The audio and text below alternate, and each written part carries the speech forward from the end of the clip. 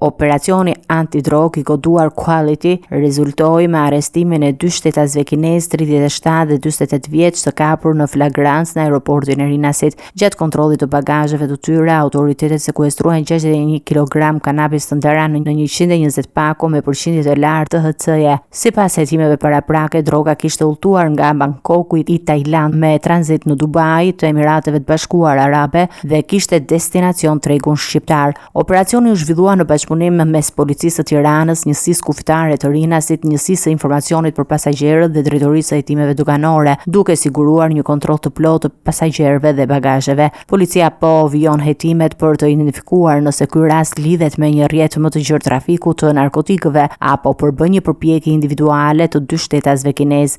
Ky nuk është rasti i parë i këtij viti në aeroportin e Rinasit. Më parë janë sekuestruar dhe 3 ngarkesa hashashi me origjinë nga Tajlanda, duke treguar për një tendencë të përsëritur trafikut të drogës nga Azia drejt Shqipërisë. Hetimet e mëtejshme do të sqarojnë rrjetin dhe autorët e mundshme pas këtij operacioni.